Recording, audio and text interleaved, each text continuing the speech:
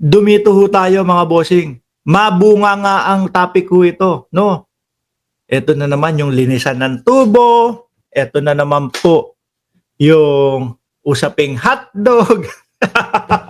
Sabi ni Sarah, watching from Brunei, mga sabungero sa Senado. O, di ba? Di ba? Delay din dapat ang sweldo niya mga yan.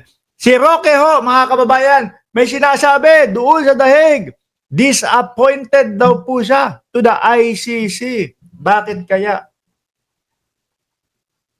Biruin mo, ano? Disappointed sa ICC. Sabi ni Simon Cesar, semblante. Live ba to? Isipin nyo na lang po na na-shoutout ko kayo sa replay. O, eto na. Pag-usapan natin si Roque na nagagalit. O, isang sulit. Sabi ni Kabayan, si Kabayan ko, kapatid ko, sabay-sabay daw muna tayo. Isang sulit, isang bagsak. Kasi yung mga totoong sulit, wala na eh. O kaya, ayan, sinuportahan na ni Kabayan ko. Suportahan natin sila. O, sulit! Isang kamao, sulit. Tapos, green na heart. Para kompleto. Wala na, natulog na yung mga kasulad-sulad eh. No, hindi na din po nila maisigaw yung 20 pesos na bigas. Hindi na din po nila maisigaw yung weak ang ating presidente. Hindi na din sila makasigaw ng mga bangag-bangag. Wala eh, puro ho ano eh. Hindi na din sila makapagsabi nung nasa na yung first lady mo. Hindi na sila makapagsabi ng ganon. Eto si Roque muna tayo. Here has had the opportunity to meet him this morning for less than an hour. I'm a bit disappointed at the practices of the ICC that has delayed the visit of a family member to an accused. Kasi hindi daw pinapapasok. Hindi daw kasi pinapapasok yung mga kapamilya. Baka naman kasi inaaraw-araw nyo. Alam nyo naman po, mga kababayan, diyan po sa mga kulungan, hindi naman po pwede din ang araw-araw na bisita. May mga pagkakataon, may mga oras lang. Kailangan sumunod. Hindi pwedeng, kasi si Duterte nakulong dyan, kaya araw-araw. Siya, hindi pa din siya nakakapasok, hanggang ngayon. Si Robin Padilla, napabalik-balik doon sa ICC, hindi pa din nakakapasok. Baka nga binabawas-bawasan eh. Baka inaaraw-araw nila, may schedule yan. Hindi pwedeng si Duterte ang nakulong kaya kailangan exempted lang. Nako po. I-style nyo na naman, parang Pilipinas na naman yan. Di ba, Rebiton? Gagawin nyo na namang style Pilipinas siya. Sana damputin kayo dyan. No?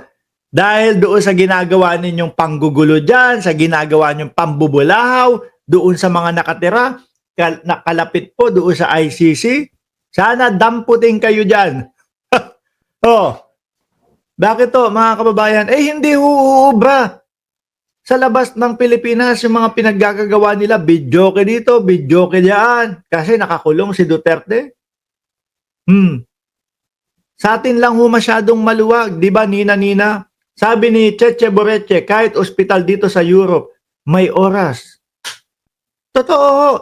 Kapag kami nagkakasakit at kailangan mag-step over nung nandoon sa loob ng ospital, pag uwi, hindi pwedeng, wala pong baka, hindi, uwi, kami bahala dyan sa pasyente ninyo. Ang ICC din ang bahala kay Duterte. Wag kayong mag-alala dyan. Mas nag-aalala pa nga kami kaysa kasama nyo si Duterte. Bakit to, mga bossing? Kasi mga kababayan, pagkasama nila si Duterte, puro lang po pangangampanya, puro araw-araw, inaaraw-araw nila na pumanik sa entablado. No? Dating Pangulo, Duterte, magsalita ka sa entablado. Baka nga ang isip niyan, mahina na ako, kailangan nyo pa din ba ako? Diyan sa ICC, kain, tulog. Kantuba, sabi ni Boss Mike, kantuba. Katuba. Kain, tulog. Katuga. Kain, tulog. Gala. Yun nga lang, walang gala. Doon lang sa loob ng pasilidad. O, di ba? O, maayos naman. Kain, tulog, gala. O, wala nga lang, katu lang, katu. Kain, tulog. Di ba? Yaan po ang gusto ng matatanda. Kain, tulog, kain, tulog. O, pero kapag ka nasa Pilipinas yan, ay, kayag-kayag yan, nila Bongo, kayag-kayag yan, nila Robin Padilla. Lalo na baka pag dumating ang 2028 kung buhay pa ang dating Pangulo. Baka ano yan, kasama ni Robin Padilla yan. Tara, tay, ipangampanya mo ko, galit sa akin ang mamamayang Pilipino. No? Ayaw sa akin. Eh bakit ayaw sa'yo? Wala pa din ako nagagawa. Kalahati na ng termino ko. Wala pa din akong naipapasikat. Ay, di ba, Ram J. Negros Island. Oh, akay-akay pa din nila yan. Okay, tuloy. Yun, dismayado si Roque. Roque, sira ba tuktok mo? Hindi porket nakulong dyan si Duterte, eh babaguhin na yung mga schedule. Kung saan lang pwede, yun pa din. Walang special dyan. No? We look up to the ICC as a model for international justice, and the fact that it has taken 2 days for a family member to see the accused, I think does not speak well of the practices of the court. Okay na yun. Gusto nyo araw-araw? Gusto, ano kayo special? Walang special dyan. No, ang mga nakakulong nga dyan eh mga high profile eh, malalaki. Oh.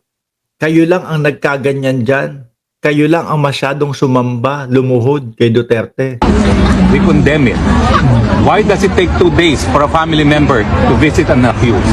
That's unacceptable. Eh dahil, yun yung kanilang regulasyon dyan. Ba't mo ko questionin? Bakit daw 2 araw bago payagan? Tama ba? Oh. 2 days for a family member. We condemn it.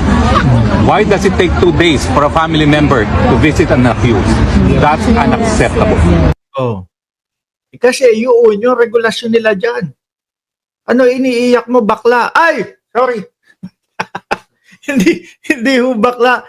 Kasi ho mga kababayan, yung mga komento ninyo, yung tinatawag yung bakla si Roque, nababasa ko po. Oh.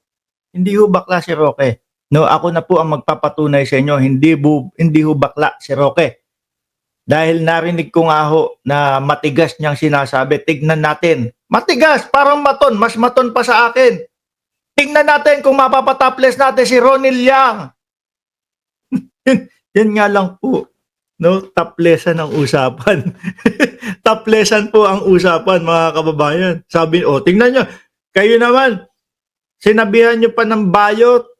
Wag na be, kasi nababasa ko eh. Mamaya may mga magta-type dyan, hotdog, parang kumakain ng hotdog si Roque. Tas nabasa ko eh, na-i-vlog ko. Ako sisisihin.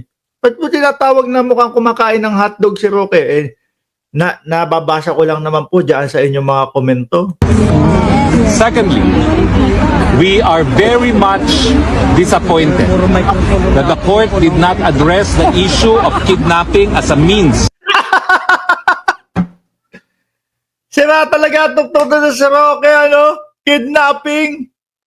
Bakit daw hindi ina-address yung kidnapping? Magkaso kayo ng kidnapping.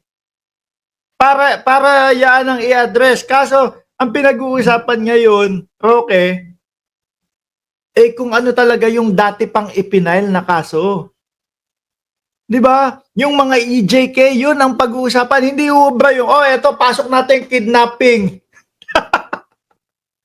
No, kung ano ang reklamo, nandoon lang nakapokus yun. Di magsampa kayo ng kaso ng hiwalay, kidnapping. Di ba? Bakit naman isasaksak yung Roque, anak natin? Sa Pilipinas, si Aimee, sabihin mo, Aimee, buksan mo nga yung kaso. Magpahiring-hiring ka nga doon sa kidnapping. Doon mo sabihin yan. Diyan sa ICC. Hindi papakinggan yan. Kaartihan lang yan, Roque. To divest the court of jurisdiction. We think that the ICC should again set an example in promoting international justice, and when kaya nga nandiyan si Duterte. 'Di ba? Sila ang nagiging example. na pantay na karapatan. Kaya nandiyan si Duterte kasi may nagreklamo sa kanya na maraming tao, kaya tatanungin siya, totoo ba itong mga ito? Idepensa mo ang iyong sarili. Due process. Kidnapping is allowed as a means of acquiring jurisdiction over the jurisdiction of the accused. We think this too is a travesty of justice. We believe that at the earliest instance, the court should rule on the legality of kidnapping as a means of acquiring. Diyos ko po, yun lang pala ang sasabihin, kaya daw po siya disappointed. Pagtatawanan na lang ho to, mga kababayan dyan. Well, kung lumabas man, mukhang madaming mga reporters doon, kung lumabas man sa mga international media yan, yung mga international media, matatalino ho yun. Matatalino din po. Nauumpisahan nila na kung sino ba si Harry Roque, ito ang background ni Harry Roque, tumakas ng Pilipinas kasi may hindi maipaliwanag sa Congress, tapos may kinakaharap na kaso ng human trafficking. Mas mapapahiya lang ho sila, mga kababayan. Tigilan na natin si Roque. Parang manunupa. May tawag doon Kayo, comment kasi kayo ng comment, kaya kung ano-ano yung mga nasasabi ko, magpapaalam na ako. Baka mapagalitan pa ako dito. Sasabihin nyo, si Roque, manunupa. Ano ba yung manunupa? Hindi ko alam. Paalam hanggang sa muli, mga kababayan.